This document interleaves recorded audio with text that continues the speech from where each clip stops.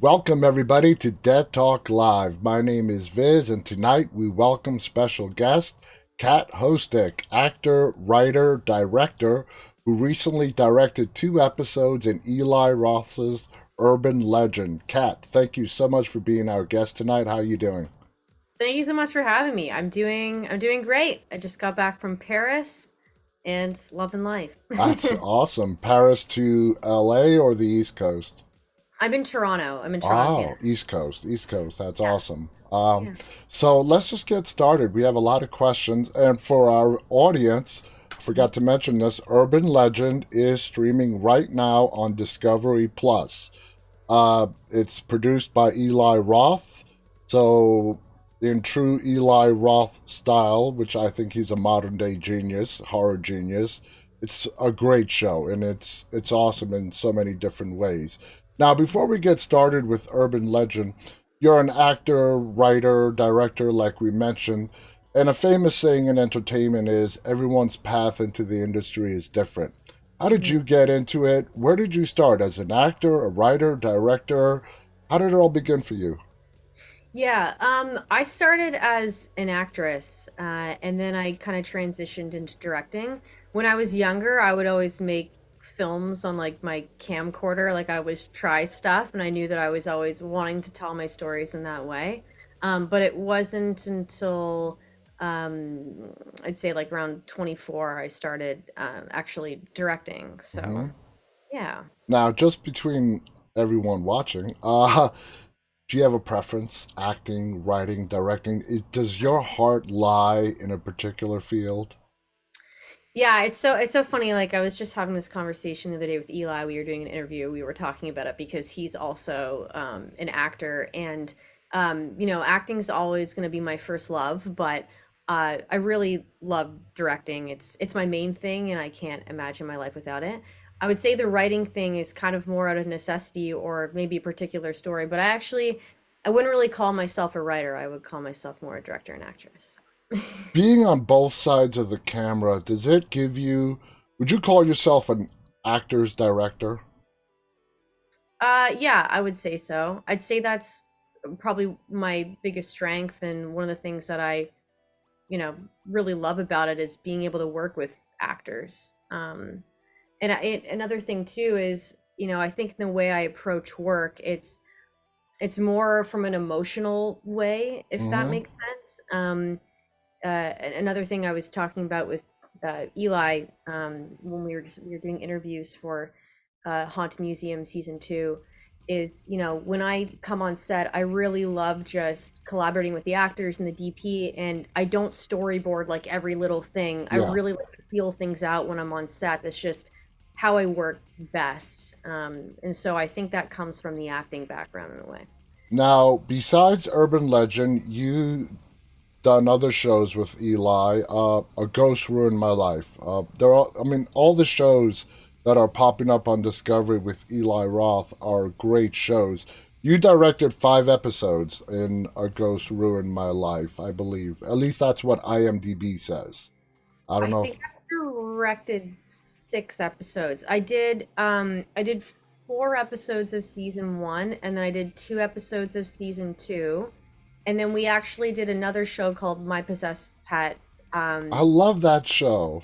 did you? Okay, good. I love that show too. I was really cool working with animals as your leads. It's really an intense process. And I think Uh, it's called My Pet is Possessed or something like that. my possessed pet. My possessed My pet. Possessed Pet. Yeah, I love that show. Now, you and Eli, how did you guys meet? Did you guys meet through Discovery or did you know each other beforehand? How did you come to know Eli? Yeah, so the production company that produces these shows in Canada called Cream Productions, I've worked with them on other shows. Like Fear Thy Neighbor, it's been around for I think 8 seasons now or something. And then Eli started working with them, and they started doing a lot of horror. And so they were only really looking at directors who had a horror background, and because I have a horror feature and I really love the genre, I got an opportunity to do Ghost Through My Life. So that's how Eli and I met. And then obviously, I kept doing his shows, and then I transitioned into his scripted shows. So that's kind of how that That's relationship. great. That's awesome. Now, let's talk a little bit about A Ghost Ruined My Life. It's a dramatic reenactment as opposed to urban legend, which is a storytelling anthology, episodic anthology. When you're directing a dramatic reenactment, as the director, do you feel an obligation to telling the person's story accurately, or are you torn to giving the audience that spooky entertainment factor? Yeah, there's definitely a balance because I've done a lot of, true crime docudrama type stuff, and there's a lot of legal that you've got to be careful of. You got to be careful not to uh, offend some of these people who have been vulnerable enough to share their stories. So you definitely have to respect that.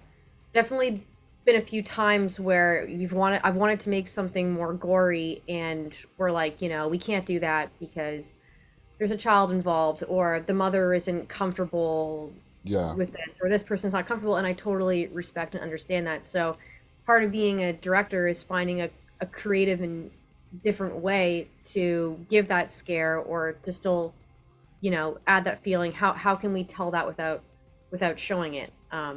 So yeah. It's sort of like a tightrope you got to walk. Now, mhm. I'm a big fan of Discovery's paranormal shows, and Eli, uh, his shows have a very different feel. It's like you're watching a mini movie. You know, that's how good they are, which is amazing. Eli being the producer, what does he do for his directors to really support you guys to bring out the best possible product? I was, he definitely deserves the credit for giving so much support to his directors. It's been really important to him for the directors to have that recognition. And again, like, even though it's television, and in television it's not really that common to give, I don't know, like, to make the directors the focus, Yeah.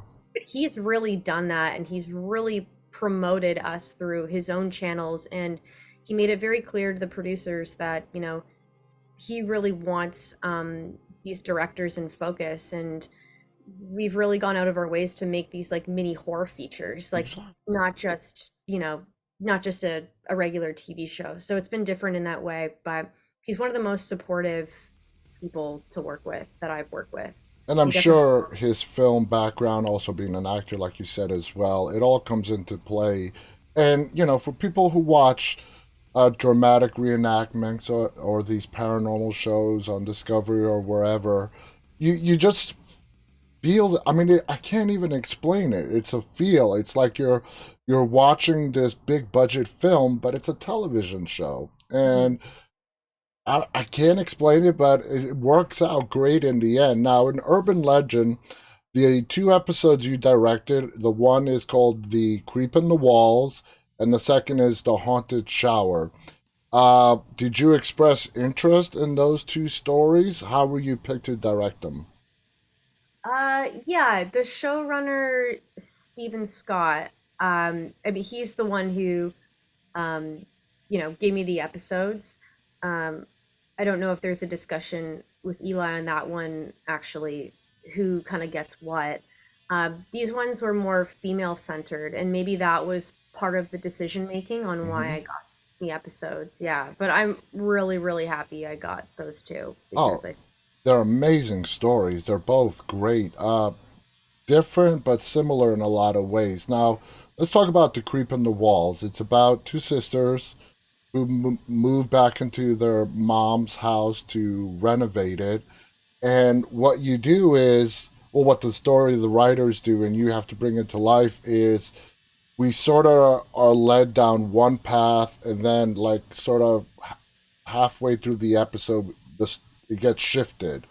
Mhm. When it comes to directing a story like that, do you work closely with the writers? In this case, it's Jess Bartlett and Ethan Evans to try to get on the same page with the story.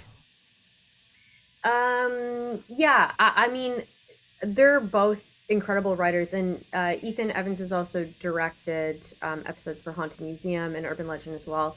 Um, he can just craft such a great story. There's not much that I have to do. Though I remember there was some things that we had to do together to be able to more get our days in terms of the script. There was a lot of montage pieces and stuff like that that we had to simplify, and so we really worked together to I think make that all come together.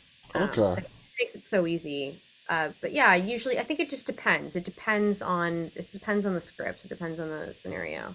Now, directing someone else's writing, some directors, they're not used to it, they're not very comfortable with it. How do you feel about directing someone else's written work? Is it very natural? Do you collaborate with the writers a lot? Oh, absolutely, yeah. That's like what I want to do. I think there's a lot of auteurs out there, and like I said, I don't think writing is my biggest strength, and I actually would rather just take someone else's script because there's a lot of brilliant writers out there. Like I said, Jess and Ethan like gave me like a really great script. I'd rather just take that and interpret the material my own Okay. way. Like what I Okay. want. Now, going back to the creep in the wall, with that redirection halfway through the story, how closely do you work with the actors to make sure your vision is seen properly and they bring it to life the way you want them to? Yeah, like elaborate more on the redirection, just so I can give you a Well, bit more. the starting out it being what we're thinking is totally paranormal, Mhm, and then it being something else in the end. The creep in the walls, which is the title. Sort mhm. of, we as the audience start watching this, and we think it's either the spirit of the mom, a demon, a ghost, an entity, whatever, and then it turns out to be something even more creepier, in my opinion. Mhm. So, with the actors, being an actor's director, do you help them on how, to get them to display the vision that you have in mind when they're going through the sequence of scenes? Yeah, of course. Uh, uh, like actors, it's interesting, like being an actor too, right? You always digest the material completely different. So they're taking it in different than I would take it in.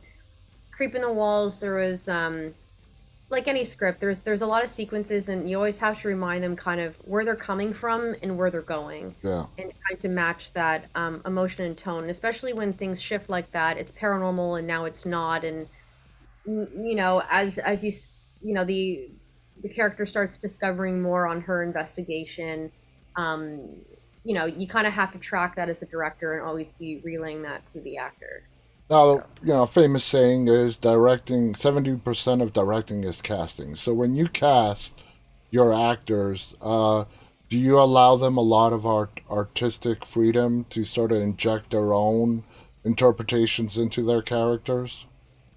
Yeah, absolutely. Like I said, they're always in interpreting the material differently, and it's interesting because a lot of the time, I'll read a script a million times before I go to camera, but it's weird because a lot of the times an actor will point mistakes out in the script or things that don't make sense, or an error in logic, Yeah, and none of the showrunners, the producers, director, the writer, like we all didn't catch it. It's because they're just interpreting everything differently. So yeah. I'm always really excited to see how, what's their perspective on this, and how are they digesting this material, and what can they bring, because it's going to be something different than we are. Like obviously, I have a certain vision for something. I'm not going to be like it's a free for all.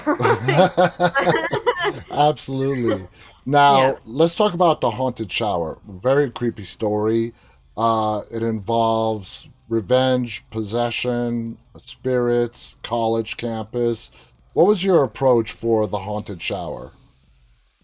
Where's my approach? Well, it just kind of like it had that nostalgia. Like it just really, it's one of those like classic, you know, teens college horror films, which are I think like some of my Yeah, favorite. hazing gone wrong, basically. Yeah, and I think like with this, it really hits close to home. I actually had a moment on set where I cried, which doesn't really happen, but when we were shooting the flashback stuff of the actual hazing that was happening, it felt really real, and to me that's true horror. Yeah. those moments because it's like it's so relatable and so many people go through it, and so I wanted to make sure that I was creating something that had that like nostalgic kind of feel, but then also had like an emotional tone to it, and Yeah. especially at the end. And so like the very end when uh Mara, spoiler alert, if you haven't seen it. When Mara slits Cody's throat and then walking towards the shower, uh, there's Navin, our editor. I think he did a really great job of kind of interpreting what I was going for because I think it's harrowing, it's emotional, but it's also like terrifying. It's kind Hmm. of got a little bit of everything. So that was really my approach with this: is how do I find that balance? Throughout, staying on this episode for another question, we see the spirit, and we start to relate to him. He's been hurt, he's been hazed, he's been killed, but then at the end, as Mara's being led away by the police, he's standing there, not really caring the consequences to her. Mhm. What's your interpretation of that scene? My interpretation is just, I think like he like well, I I didn't write it, so Yeah, but I'll give you my yeah, interpretation. I kind of feel that it's even though he was wronged and he was murdered, um, I still feel like there's an evil there that will never leave. Like he just murdered someone essentially. He just got yeah. Mara to murder somebody, right? And I kind of wanted that feel of he's gonna do it to someone else. I kind of wanted to feel like he's gonna do it to Mara's best friend now, or he's gonna Yeah. do it to the next person, right? Kind of wanted that classic feel of what's next. I mean, he did possess her. I mean, he did Right. literally possess her. Now, when you have a lot of experience with shorts, how is it difficult, challenging for you as a director, telling a story in a 40-minute episode? Like, normal television is told over several episodes, but when you come to episodic anthologies like Urban Legend, you got to tell the whole story in 40 minutes or less. Mhm. How do you decide what gets to stay in, what doesn't stay? Tell us. I mean, it must be difficult. Yeah, I think what's interesting about these, if I'm not mistaken, is that I, well, Ghost Through My Life is different, but these scripted, Mm-hmm. for Haunted Museum and Urban Legend, I don't know that they have a specific time limit, where usually in television you do. Like, Okay. the cuts that I've been delivering, it's kind of like, ah, if it's 30 minutes, that's okay. If it's 42, that's okay. Could be completely wrong, but that's what I've experienced so far. That being said, it's still, it's still a short, it's not a feature. And you still do trim stuff, and um it's a really good question. I think it's just you have to go through every scene with a fine-tooth comb and just ask yourself, is this, making or breaking the story? Is this really And you're doing absolutely right because I've noticed some episodes are 32 minutes, others are like A Haunted Shower was 41 minutes. yeah. They all varied in length. Now, we're almost out of time, but I want to ask you one final question. When it Mhm. comes to directing horror, and in particular paranormal, the subgenre of paranormal, do you think it's important, not that you believe in the paranormal, but to at least have an open mind to bring that authentic feel to what you're producing, what you're making? Absolutely. I mean, I do believe in I've had some like experiences Hmm. where I would believe that there's more than we understand in the world in that way. I also think that me as a director, because I think different directors approach the genre a little bit differently. They may like the genre or want to recreate a movie in the genre for a particular reason. For me, I have like an addiction to fear. It's very bizarre. No, Like I like in a day, I'll go through so many scenarios of bad things that could happen or really dangerous scenarios and how I would get myself out of it. I know it Yeah. sounds super weird. No, no, I totally understand. It's like our survival brain, I think, maybe kind of like stuff like that. I think that's why people like horror movies. So, in that way, because I know fear so well, I'm so addicted to it in a weird way. I feel like I can express that through this medium really well, and I know what an audience is going to want, if that Yeah, makes sense. So, I it think, makes yeah, total sense. you have to have some kind of relationship with it, I think, in order to be able It to do makes it. total sense. Kat, I want to thank you so much. Again, the show Urban Legend, Ghosts Ruined My Life, My Pet, My Possessed Pet, they're all on Discovery Plus. Check them out. They're amazing shows produced by Eli Roth. Kat here directed several from all those shows. They're just amazing fun. Some are dramatic reenactments. Some are uh, fictional stories. So check them out. Kat, thank you so much. Do you have any final thoughts you want to share before we go? No, thank you so much for having me. This was awesome. Absolutely. I thank you to our audience, those of you who are tuning in live and those who will be watching this later on. On behalf of my guest, Kat, and myself, stay safe and stay walking. Good night, everybody. Thank you.